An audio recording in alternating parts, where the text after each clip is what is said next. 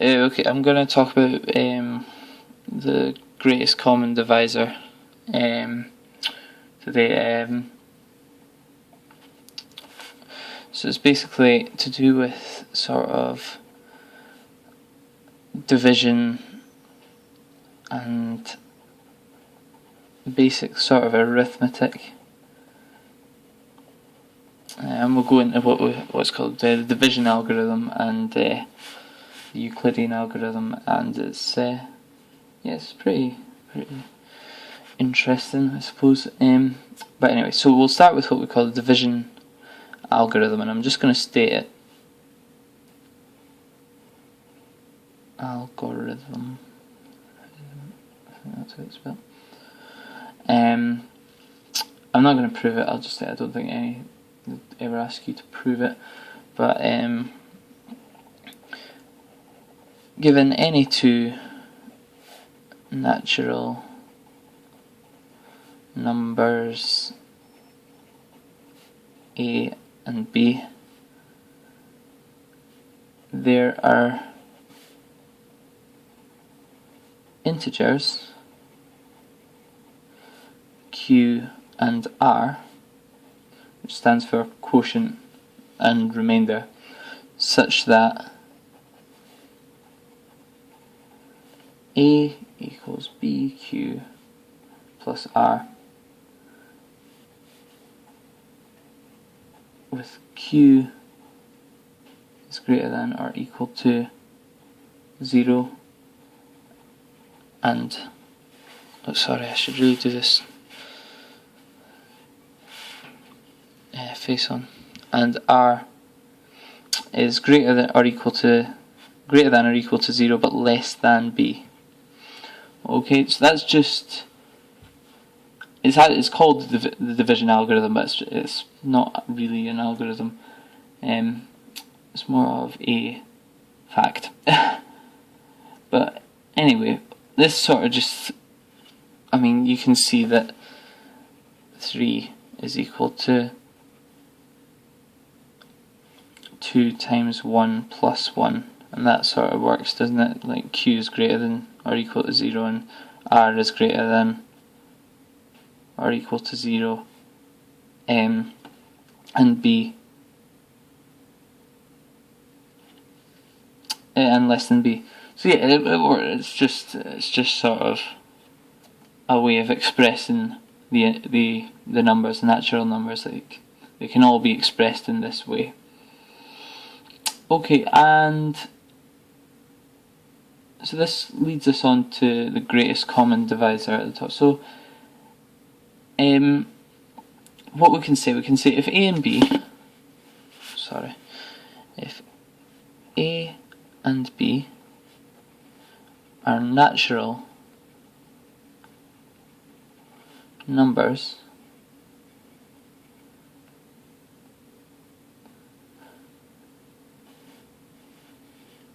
we say A divides B. Oh, it is not divides. English isn't my strong point. And neither is maths, before anyone says. If A and B are natural numbers, we say that A divides B if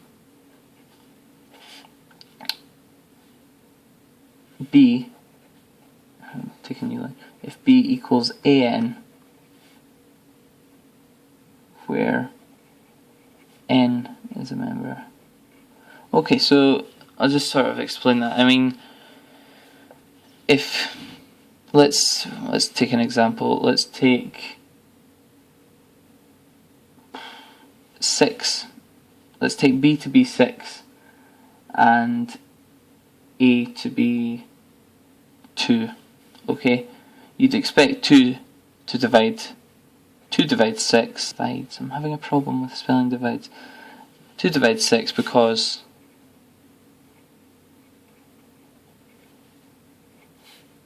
6 equals 2 times 3, where n in this case is 3. There. So yeah, that's pretty Pretty straightforward. So that's just an example that illustrates that we can express A and B in that way, or B in that way. Okay, and so which leads us on to the in a common divisor. So if we'll say if A and B are natural numbers,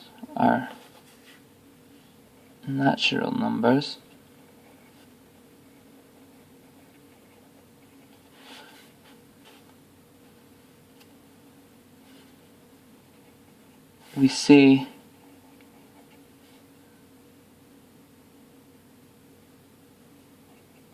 that a natural number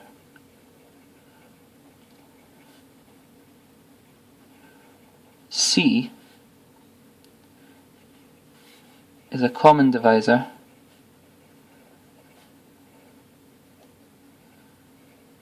if it divides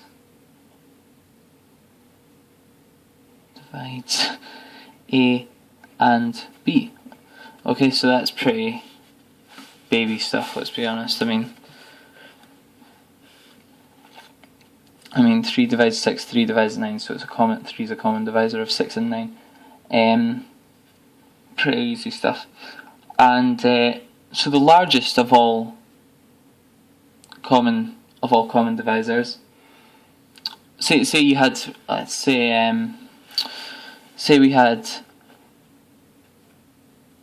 10 and 20. A common divisor of 10 and 20 would be 2, it would be 5, but the greatest common divisor would be 10, because 10 divides 10, and 10 divides 20, and you can't get any lower, so to speak. So 10 would be the greatest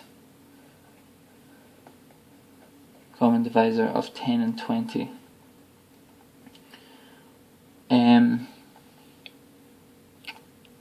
Also, like 8 and 12.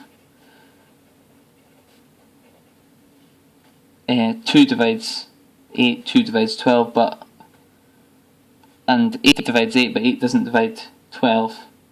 So the greatest common divisor would be 4. Okay, and so moving on rather swiftly, because this is getting extremely boring. There's a method that we can use to find, like, it's easy when 8 and 12 are easy, but what if we had like two numbers? I've got an example here. Say we had two numbers, 91 and 221. It's not obvious what the greatest common divisor of that would be. Okay, so what we can use is what we call the Euclidean algorithm. Okay, and basically it's just a method. There's not really much to it. You'll see after one example how easy it can be.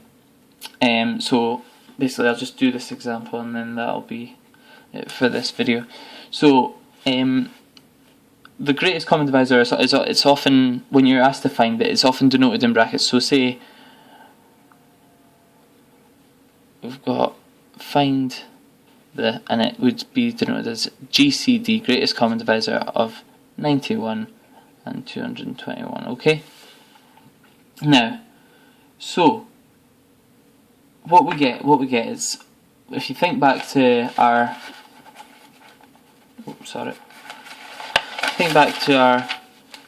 division algorithm, we're going to use this form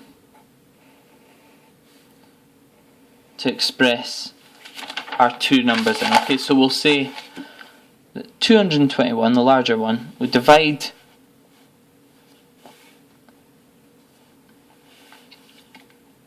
it's just an application of the division algorithm. We divide 221 by 91. Okay, and we see what the remainder is. So we can see that that's 91 times 2 plus 39. Okay, so that's pretty easy to see. 182 plus 39 gives 221. Okay, and from then it's like we repeat the process with the smaller number, with the 91. So the one that's on the right hand side of the equals sign. So we'll go 91 equals 39 times 2 plus 13. Now you've seen that I've moved over the 39. It's how many 39. Now before it was how many 91s could fit into 221. Now it's how many 39s can fit into 91. I'm using the remainder to divide 91 by. So, and same process again. So we've got 39 equals 13 times 3 plus 0. Okay? Now, that's when we stop. This is when it ends. The remainder, r, equals 0. So the last non-zero remainder, which was this, sorry for cracking my fingers, the last non-zero remainder was 13. So in this case, the GCD is always the last non-zero remainder, so the GCD equals 13, and it's as easy as that, and I've kind of overrun, so I'm going to stop this, but hopefully you see how ridiculously easy this is, and you can pray that this comes up in an exam. Okay.